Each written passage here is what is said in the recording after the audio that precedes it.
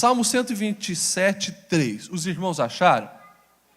Diz assim: os filhos são herança do Senhor, uma recompensa que Ele dá. De novo, vamos ler? Os filhos são herança do Senhor, uma recompensa que Ele dá. Amém? Os filhos são herança do Senhor, uma recompensa que Ele dá. Quem dá os filhos, meus irmãos?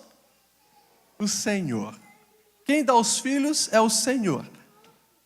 O Senhor vai dar algo ruim ou mal para os seus?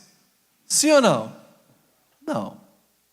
Filhos, então, se são herança do Senhor, são bênção. E a expressão que o próprio salmista reconhece é linda: herança. Herança é aquilo que vem para enriquecer alguém. Um pai que deixa uma herança para o seu filho, ele vai estar fazendo aquele filho mais rico. E é justamente para abençoar, para facilitar a vida dele. Ou seja, se os filhos são herança do Senhor, os filhos, eles existem para agregar, acrescentar, abençoar a nossa vida. Essa é a ideia de Deus. Deus planejou a família e planejou desse jeito. Mas nós sabemos que desde que o pecado entrou no mundo, o nosso adversário, Satanás, ele tenta deturpar todas as coisas, inclusive a criação de Deus, inclusive a família, inclusive tudo que está ao redor do ser humano. E também a maneira dos filhos intervirem no casamento. Eu vou fazer uma introdução relatando mais ou menos a cena de um dia de um casal. Você pode colocar a primeira imagem. Nós vamos primeiro falar de um casal que ainda não tem filhos. E você imagina comigo, O despertador toca, o marido se levanta, vai lá, esquenta o café, daí ele vai na cama, acorda a esposa com um beijinho, diz: amor, está na hora de acordar, se levanta. Os dois se arrumam com tranquilidade, tomam o café bem tranquilo, combinam o dia, Cada um vai para o seu lado, trabalha, mas combinam no final do dia ficar juntinhos, chegam do trabalho, sentam na frente da televisão, descansam junto, jantam e finalizam o dia lá no quarto. Aquele momento abençoado deles. É mais ou menos assim, ou era para ser assim. Agora, vamos ver um casal com filhos. E eu tentei relatar mais ou menos aqui o dia com um casal com filhos. O despertador toca e o casal já se levanta apressado. O pai vai acordar os filhos enquanto a mãe vai arrumar o café. O pai pede ajuda para a mãe porque os filhos não querem levantar. Daí, depois de alguns minutos insistindo, os filhos conseguem se levantar, vão para o banheiro, mas para tudo eles precisam de ajuda. Na mesa do café, as crianças não querem comer, porque faltou o iogurte preferido deles. Então, acontece a primeira briga do casal. A responsabilidade de comprar o iogurte era do pai, mas ele se esqueceu devido ao trabalho. Enquanto isso, a van para levar as crianças para a escola já está buzinando na frente da casa. As crianças, então, vão para a escola e o casal vai trabalhar já cansado. Já vão trabalhar cansado e também mal arrumado, pois não deu tempo nem deles se arrumarem direito.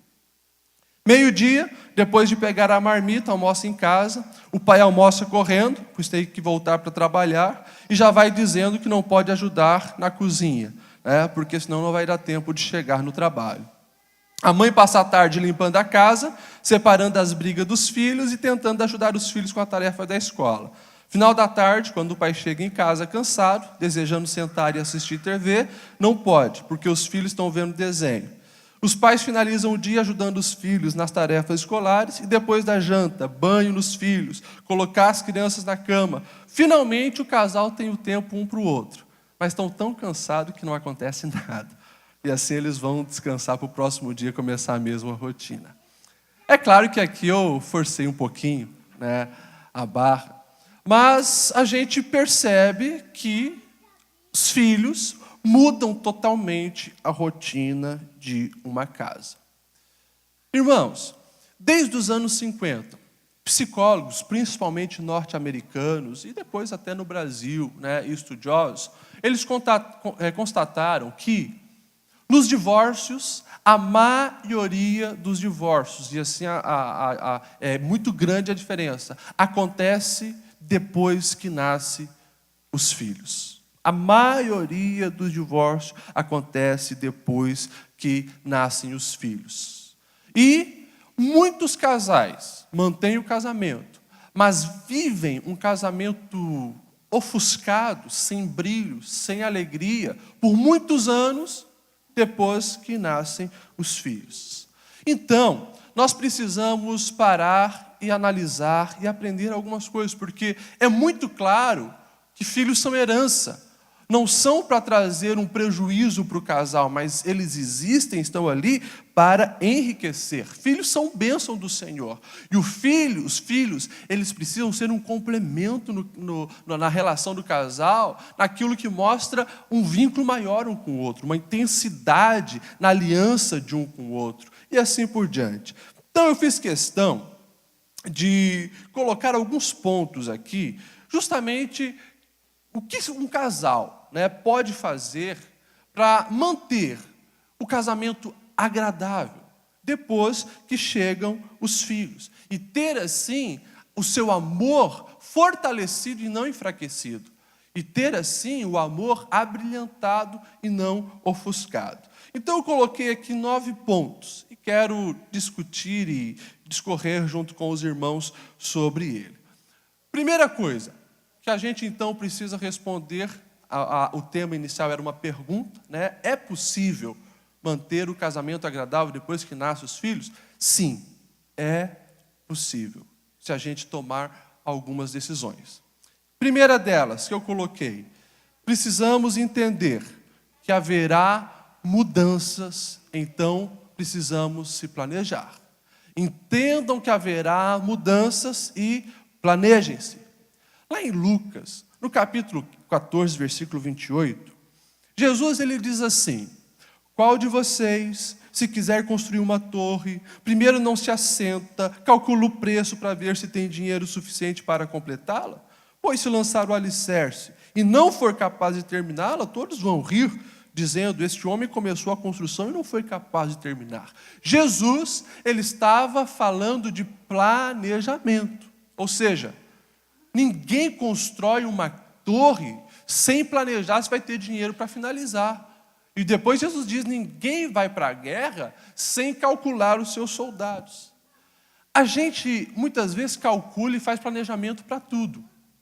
Nós planejamos para comprar uma casa, planejamos para comprar um carro, planejamos para adquirir um bem, mas coisas importantes como ter um filho, ter um bebê, ou como educar essas crianças, a gente não pensa, a gente não entende os processos e a gente não planeja. É preciso entender que vai mudar a situação.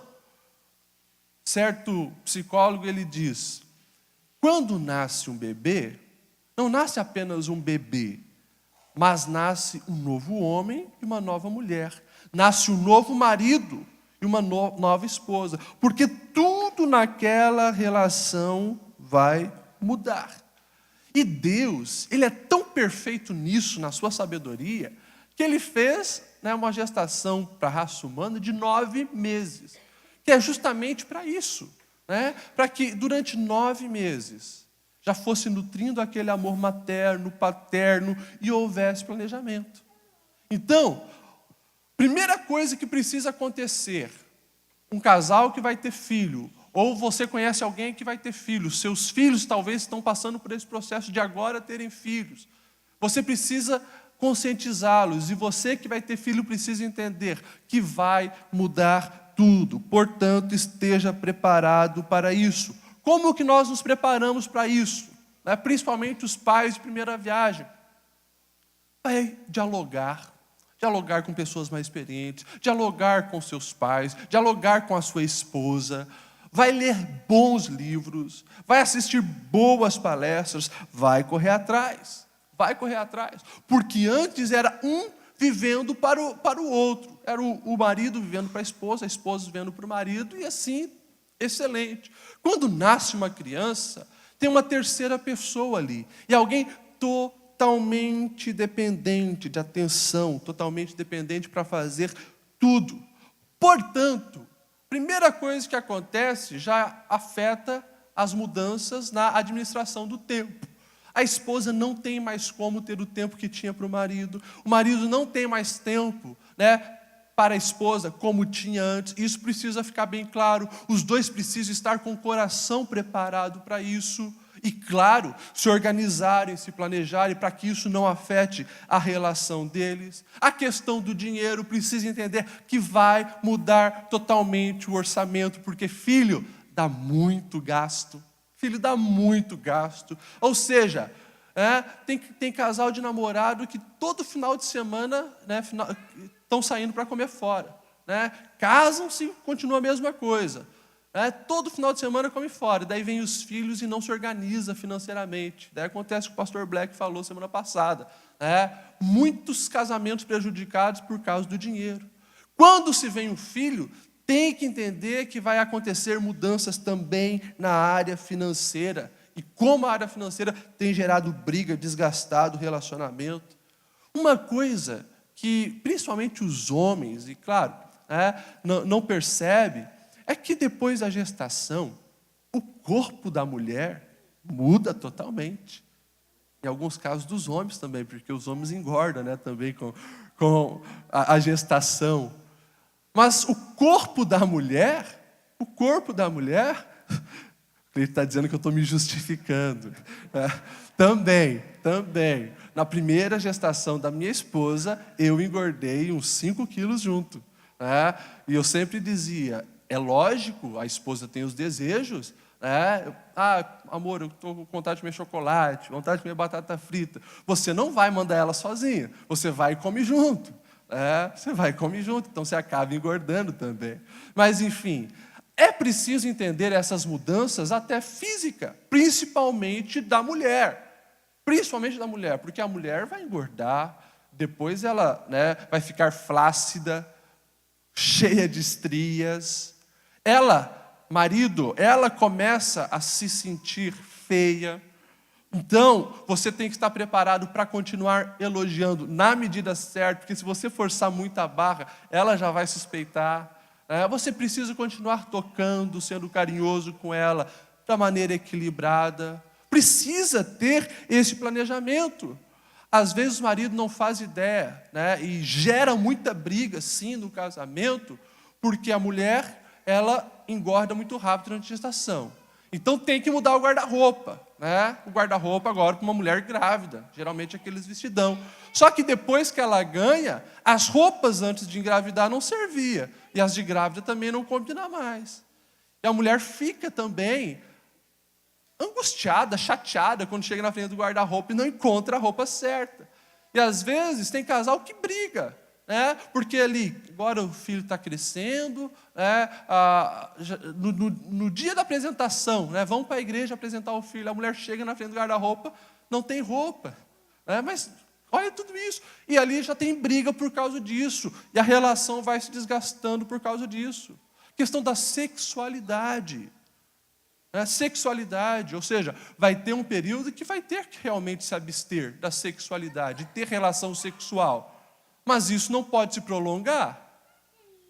Vocês se lembram quando Paulo fala sobre isso?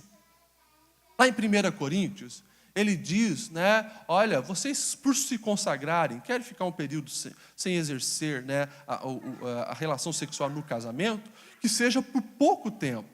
Por pouco tempo. Está lá no capítulo 7, versículo 5, ele diz, olha, não se recusem um ao outro, exceto por mútuo consentimento e durante certo tempo, para se dedicarem à oração. Depois, unam-se de novo, para que Satanás não os tente por não terem domínio próprio. Ou seja, tem casal que depois que vêm os filhos, não estão preparados para essa mudança. E eu já atendi casal, que fazia 1 ano e meio que eles estavam sem relação sexual depois que nasceram os filhos. Agora, você imagine como que vai ficar esse casamento. Se abala totalmente. E o problema, irmãos, que nós estamos falando, não é só então para casal então que vai ter um filho ou tem filho pequeno, porque isso acontece, mas muitos não corrigem e passa 10, 15, 30, 40 anos de casamento, colhendo aquilo que foi plantado nos primeiros anos depois que nascer o filho. Então, primeira coisa que precisa acontecer, entender que haverá mudanças drásticas no casamento. Está preparado para receber esse impacto, mas continuar mantendo aquele clima agradável no casamento.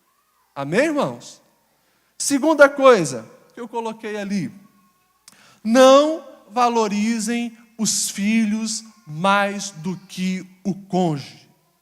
E aqui nós estamos falando do principal erro que os casais cometem. Nasceu um filho, por ser claro, um vínculo muito próximo, total dependência. Tem pais, tem mães que colocam o bebê, colocam o filho acima do seu cônjuge. Isso não deve acontecer. Pastor Linders foi muito feliz, há 2 semanas atrás, aqui dizer que a ordem bíblica não é para a gente morrer pelos filhos, mas é para morrer pela esposa. Deus falou assim. Irmãos, isso aqui tem destruído muitos casamentos.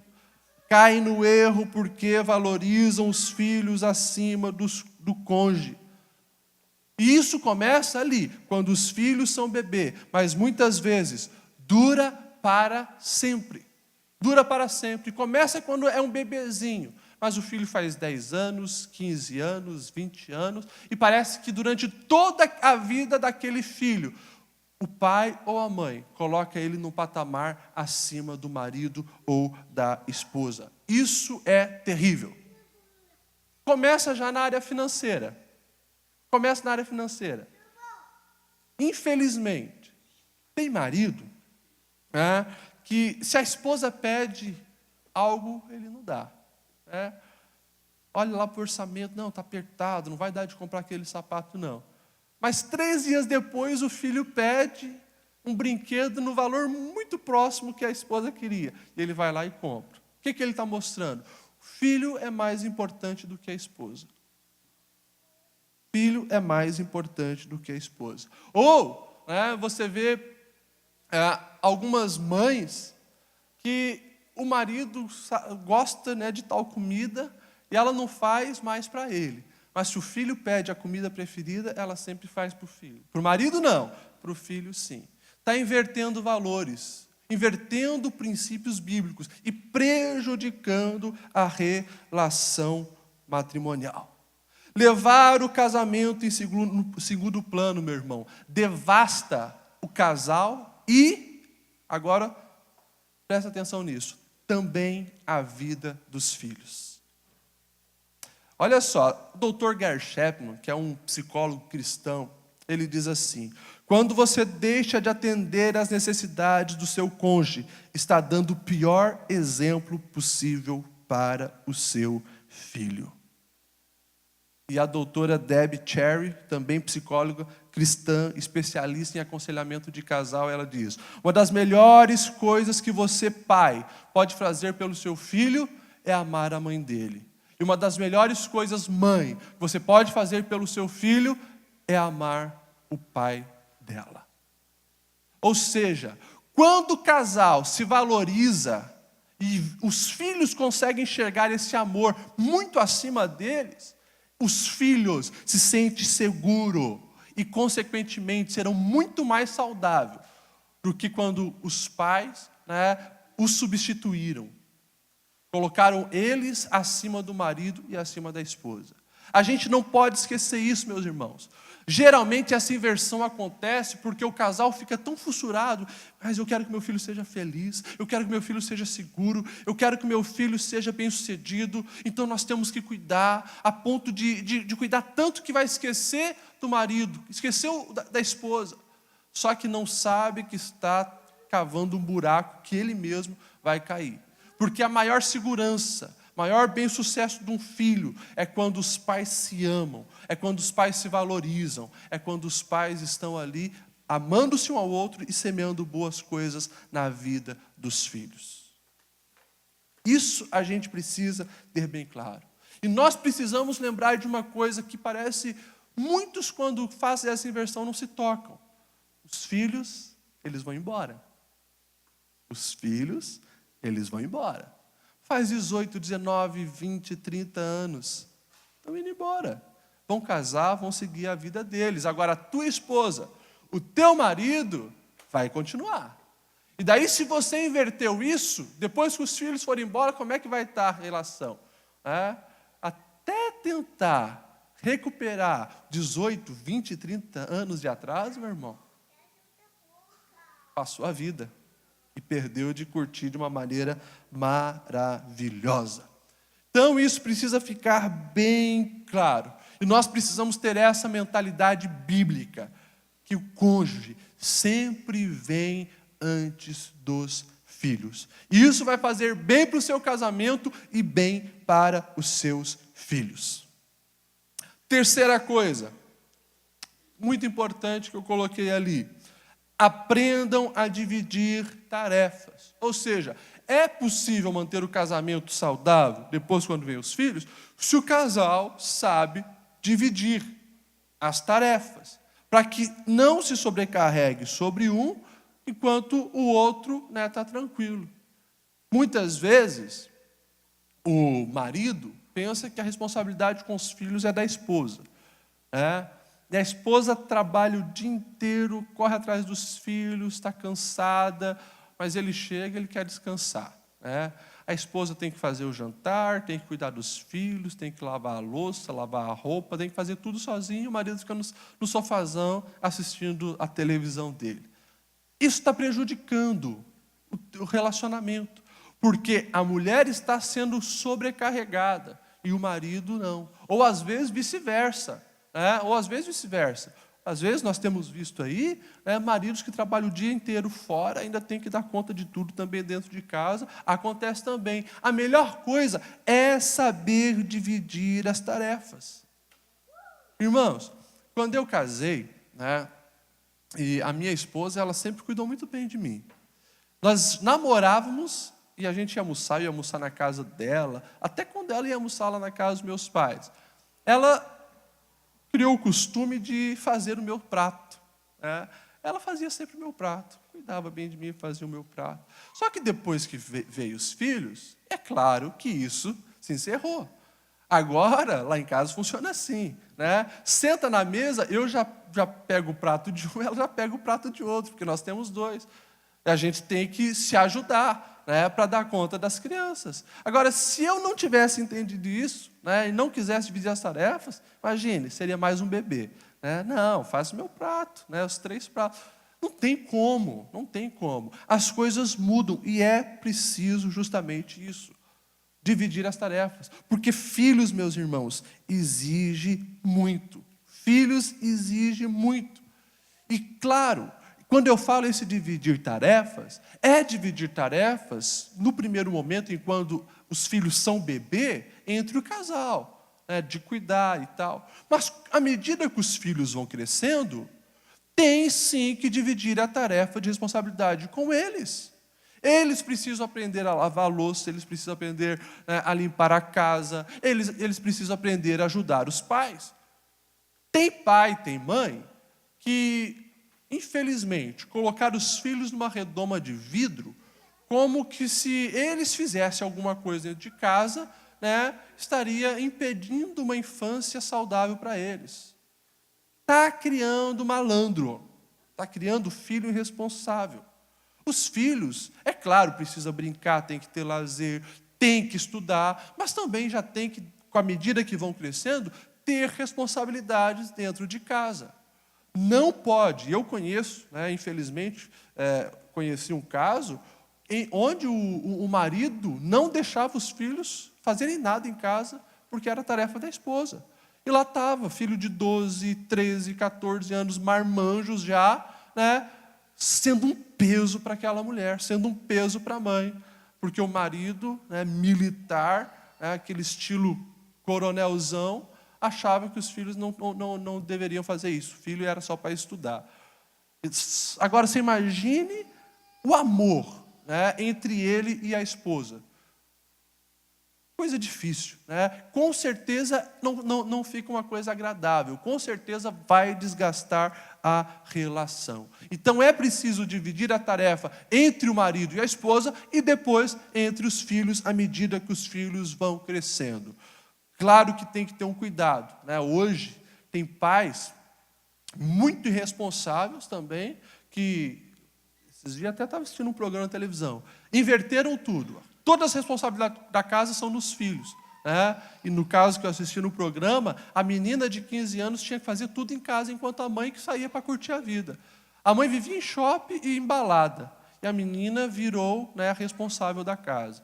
Não estou falando disso, estou falando do equilíbrio, né? Mas é preciso também ter responsabilidade com os filhos para eles ajudarem. Para quê? Para que também sobre mais tempo para o marido e para a esposa, terem tempo para eles, de diálogo, de amor, de passeio, de lazer. Os filhos precisam entender isso também. Ponto 4, eu coloquei assim: peçam ajuda quando necessário. Ou seja, né, tem casal que está passando por essa mudança e muitas vezes tem coisas que não entende, né? Está sendo puxado, tem mulheres que ficam no limite, mas não querem pedir ajuda. Ajuda, quem sabe, para alguém mais experiente, para a mãe, para a sogra, né? Para alguém que possa, de fato, ajudar. É preciso, então, quebrar esse paradigma. Se está precisando de ajuda, converse, busque ajuda, corra atrás. Copie boas ideias de alguém que possa te ajudar. É claro que tudo também precisa de organização. Hoje, infelizmente, tem muitos casais que têm filho, mas são casais irresponsáveis, que não querem criar os seus filhos, daí joga tudo nas costas dos avós. Né? Daí você vê, de vez em quando, isso acontecer. A moça e o rapaz lá engravidaram, mas, né, não estavam muito preparados para isso, não querem se preparar, joga nas costas da mãe dela ou da sogra, para os avós educarem e criarem. Isso está errado. E isso vai gerar traumas na vida da criança. Você pode ter certeza, vai ter algum tipo de prejuízo. Tá? E daí não querem assumir a responsabilidade. Não. Quem cria filhos é o pai e a mãe. Se não tem mais o pai ou a mãe, né, daí sim, daí é um outro caso, uma outra situação. Mas esse negócio de o filho o filho está ali, né, e ser colocado para os avós cuidar, isso aí não está certo. E a gente precisa corrigir isso. Mas tem filhos, né, que quando eles também têm filhos, abusam dos seus pais, dos avós daquele neném, porque querem sair e daí joga lá, né, sem avisar. Organize-se, avisa. Quer ter um momento de lazer? Poxa, eu estou cansado, preciso de ajuda. Principalmente ali nas mulheres que têm um bebê logo. Criança chora muito de noite, né? Totalmente dependente. Quem tem ainda um outro filho pequeno, a situação duplica, né, as necessidades. A mulher e o homem geralmente chegam no limite. Peça ajuda. Olha, mãe, pai, hoje eu preciso dar uma descansada. Tem como cuidar dos meus filhos? Ou tal dia eu queria descansar, pode cuidar dele? Faça o agendamento, peça ajuda. Em muitos casos, é preciso também pedir ajuda profissional. Ou seja, de um psicólogo, uma psicóloga que possa te ajudar. Muitas mulheres, é comum, né, entrarem pós-parto em depressão. A famosa depressão pós-parto, precisa de uma ajuda profissional, recorra, mas não fique sofrendo, né, sem buscar uma solução. E isso pode prejudicar a relação. Começa ali e vai ao longo do casamento. A quinta coisa que eu coloquei ali, né, nessa questão até de pedir ajuda, mas a quinta coisa eu coloquei assim, olha, coloque um limite nas interferências que vêm de fora. Ou seja, é importante fazer isso. Colocar limites nas interferências que vêm de fora, para que o casamento mantenha saudável. Por quê?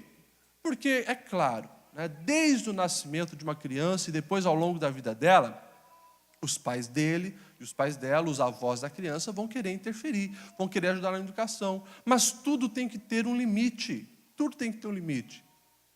É normal, irmãos, normal. as brigas entre sogras e noras, ou genros e sogras, se intensificarem depois que nascem os filhos.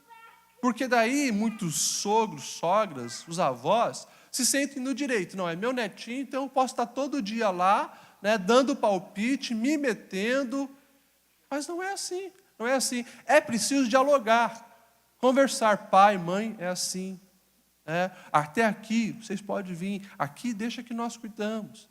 Tem que ter um diálogo claro, tem que se colocar limite. Porque senão, meus irmãos, eu falo que principalmente para os homens, quem vai ser pai ou quem, né, já foi pai, cuida com isso. Principalmente ali depois da gestação, a principal figura que a sua esposa quer é da mãe dela. Às vezes, em alguns casos, é a sogra. Mas até nisso tem que ter um limite, tem que ter, né, um basta. Porque muitas vezes a mulher, principalmente que está na primeira gestação, ela está muito insegura sobre tudo. Insegura sobre como cuidar do neném, como dar banho no neném, né, e tal. E se daí a sogra vai assumir todas as funções, a mãe do neném vai começar a ficar muito mais triste, abalada, angustiada, se sentindo incapaz de cuidar do neném, porque parece que os outros sempre sabem mais. Então tem que ter um cuidado com isso. Vai sempre ter uma amiga querendo dar palpite, dizendo que ela é a mãe maravilhosa, a mãe perfeita, nunca errou, e vai estar o tempo todo ali querendo dar palpite, se metendo. Então tem que ter esse cuidado.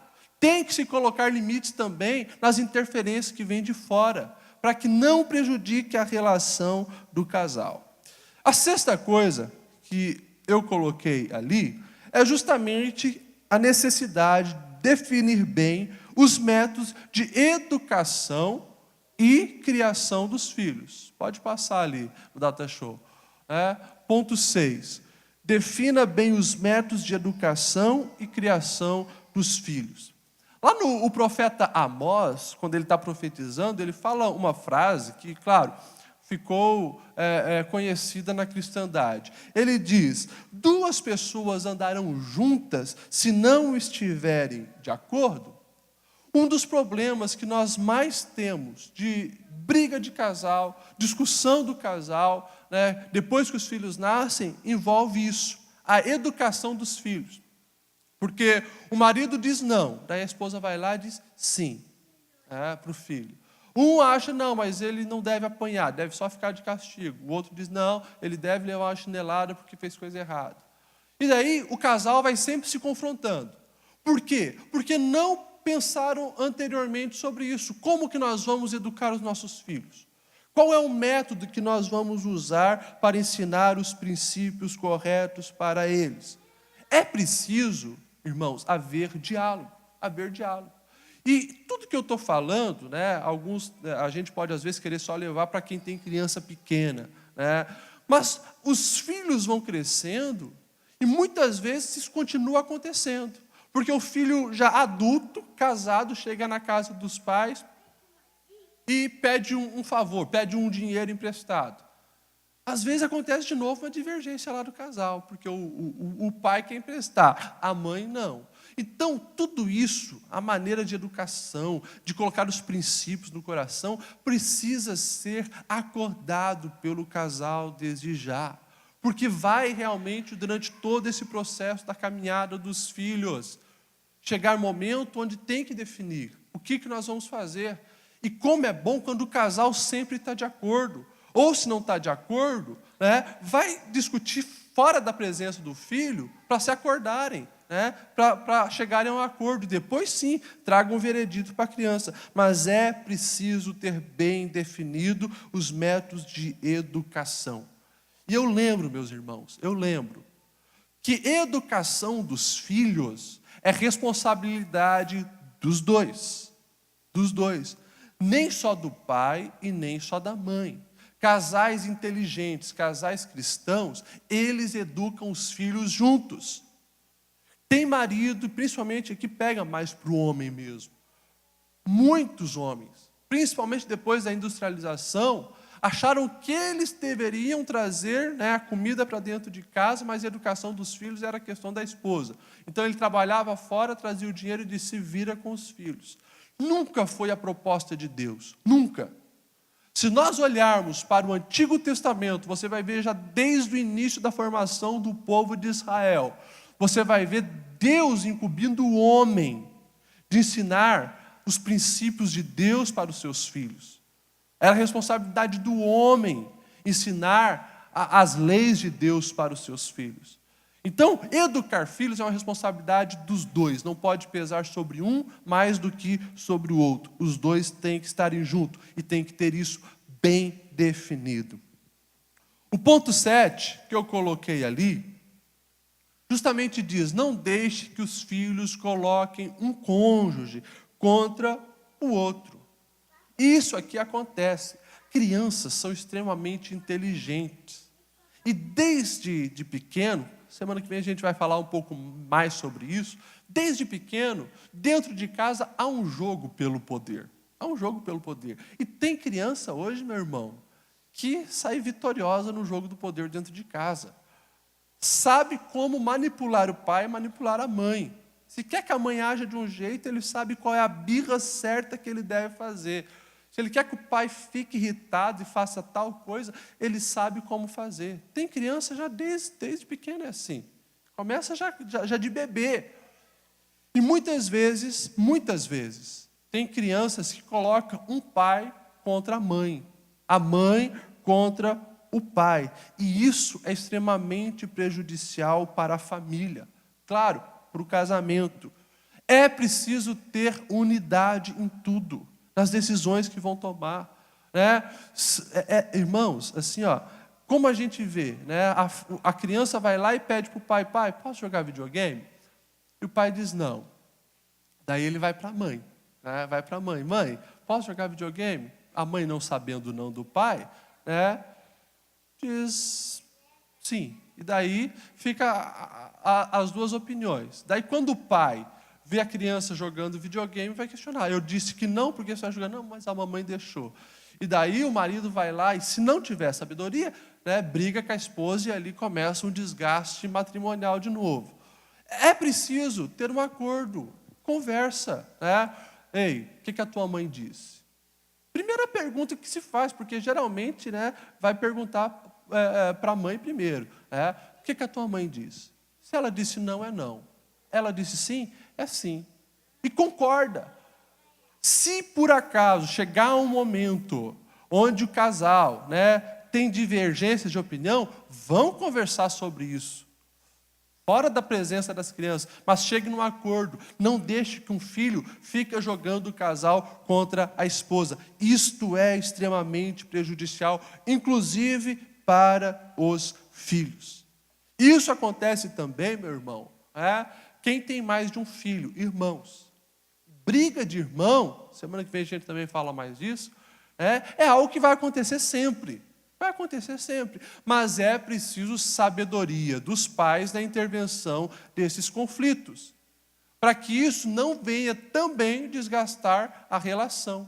E daí eu até coloquei o próximo tópico ali. Tópico 8. Não façam preferências por um filho em detrimento de outro. Isso não pode acontecer. Como, infelizmente, nós temos um péssimo exemplo na Bíblia, que é Isaac e Rebeca. Isaac defendia Esaú, gostava mais de Esaú, enquanto Rebeca, estava ali cuidando mais de Jacó e valorizava Jacó. A situação ficou tão drástica, porque quando eles já eram homens crescidos, olha só, começa cedo, mas agora, depois de homens crescidos, ainda tinha esse problema. A mãe gostando mais de um e o pai mais de outro. A mãe ouve que o pai vai dar a bênção, que era algo extremamente sagrado e necessário. A bênção de primogênito ia ser dada para Esaú. Ela ouviu dizer isso e foi lá, a gente conhece a história, mandou Jacó fazer uma comida gostosa e vamos enganar o seu pai. Ele já não vê direito, vamos enganar. Olha a situação que está o casamento de Isaac e Rebeca. Que a gente diz, nossa, é tão lindo, quando eles vão se encontrar lá na juventude, casam. Até hoje os jovens dizem: estou procurando a minha Rebeca, de tão romântico que foi o encontro de Isaac e Rebeca. Mas olha só, depois que nasceram os filhos e fizeram a opção pelo outro, como é que está o casamento deles? A ponto da esposa estar enganando o marido e levando um filho a cometer uma desonra e desrespeito com o seu irmão. E a gente conhece a história. Jacó engana o pai, recebe a bênção, mas daí quando Esaú descobre, está formado um conflito. A briga é tão feia que Jacó tem que sair fugido. E aquela mãe, a Rebeca, que fez essa confusão toda, nunca mais ela viu o seu filho. Porque quando ele volta, ela já tinha morrido. Olha as escolhas aí, de preferência de um filho em detrimento de outro. Isso é terrível. Você imagina como é que era o relacionamento, agora, a Bíblia não fala, mas você já imaginou como é que era o relacionamento de Rebeca com Esaú, depois que ela mandou Jacó enganá-lo? Como é que ficou esse relacionamento de mãe e filho? Você já parou para pensar sobre Isaac e Rebeca? Como é que foi os próximos dias depois disso ali? A gente não para pensar nisso, mas está ali um exemplo que a gente não deve seguir. Não fazer detrimento de um filho em preferência de outro.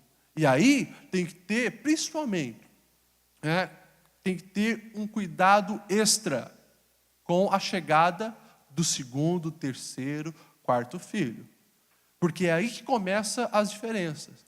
Se há uma distância na idade deles, há um risco até maior de começar a priorizar muito em detrimento de outro. Tem que ter um cuidado. Tem que ter um cuidado. Quando chega o segundo filho, a atenção não pode só ficar naquele que chegou, mas tem que ser dividida também com aquele que já está grandinho ali. E tem que ter um cuidado muito detalhado com isso, porque é imperceptível, vai se fazendo isso. E pode ir gerando sujeiras emocionais no coração dessa família. Irmãos, o tempo voou, e eu já vou pular para o último, então. Diz assim: sejam cada dia mais românticos e mostrem isso aos filhos. Ou seja, não se pode perder o romantismo no casamento, mesmo quando chegam os filhos. Muda tudo. Eu sempre tentei ser muito romântico com a minha esposa. Era daquele que abria a porta do carro. Só que hoje, meu amigo, a gente para o carro, a primeira coisa é que os dois têm que sair para abrir a porta para os filhos, e pegar os filhos que são ainda pequenos, porque as portas deles não abrem por dentro. Muda muita coisa, mas as palavras de amor têm que continuar. Os toques de carinho têm que continuar. Presentes que agradam a esposa ou o marido têm que continuar. É preciso haver o romantismo. E como é bom quando o marido ou a esposa entende isso, inclui os filhos também, nesse ato de expressão de amor um pelo outro. Isso é o que Deus deseja. Inclua os filhos nisso. Pede para os filhos levar um recado de amor para o seu cônjuge, quando são pequenos. Se são maiores, organiza com os filhos atitudes de amor. Fazer uma surpresa de amor, convida os filhos para organizar um jantar para a tua esposa, para o teu marido. Esse doutor Chapman, no seu livro, ele sempre convidava os filhos para fazerem teatros de amor para a sua esposa, declaração de amor, enfim. Tem que ser criativo, porque isso gera saúde também na vida dos filhos. E ele diz que hoje, quando os filhos estão adolescentes e jovens, ele diz que os filhos deles hoje organizam eventos românticos para os pais. Isso, irmãos, isso é o desejo de Deus para a família. E a gente não pode perder o romantismo. Pelo contrário, devemos intensificá-lo. E por isso que eu até escolhi a imagem ali de um casal já de meia idade para frente. Porque o romantismo tem que continuar sempre. É exemplo para os seus filhos até depois que eles são adultos. Eu, hoje, adulto, não esqueço de tudo que meu pai fazia para minha mãe e do que o meu avô fazia para minha avó. Meu avô, passado já dos seus 70 anos, sempre escrevia recadinho de amor para minha avó e deixava espalhado pela casa para ela. Ou seja, isso foi sementes positivas para nós. para o nosso coração, para a nossa vida. Né? E de vez em quando também, depois de casado mesmo, já vi meu pai fazer declarações de amor, atos de amor, romantismo para minha mãe. É positivo para mim, que sou um jovem pai adulto, mas que estou crescendo e aprendendo com os meus pais ainda. Então, meus irmãos, assim, o plano de Deus não é para que quando venham os filhos, o casamento perca o brilho, perca a alegria, deixe de ser agradável. Mas o desejo de Deus é que cada dia mais seja melhor. Deus foi quem teve essa ideia de família. E filhos, eles devem aproximar o casal. É fazer o homem amar muito mais a sua esposa. É fazer a mulher amar muito mais o seu marido. Isso é o plano de Deus. E a gente precisa entender uma coisa, que nunca é tarde para mudar. Nunca é tarde para melhorar. Se a gente viu que tem algumas coisas que precisam melhorar, né? Aqui a gente falou bem rápido esses pontos, mas se tem alguma coisa que precisa melhorar, que seja colocada em prática. Teoria não muda nada. Teoria colocada em ação, em prática, em atitude, é o que faz a diferença. Vamos se colocar em pé, meus irmãos? Eu finalizo recitando o Salmo 127, versículo 3. Filhos são herança do Senhor, uma recompensa que Ele dá, que Ele dá.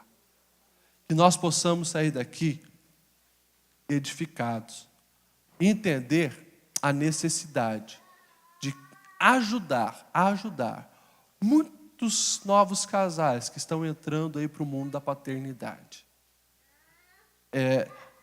Eu comecei a pensar essas coisas que eu compartilhei com os irmãos hoje, quando eu fui pai, nos primeiros meses ali, quando nasceu meu filho, que eu fui descobrindo, poxa, ninguém me falou disso.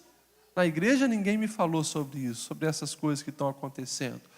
Então, há uma necessidade, meus irmãos, de nós ajudarmos muitos casais que estão surgindo aí, para que esse índice de que divórcio ele acontece mais depois que vem os filhos, ele seja reduzido também dentro das igrejas.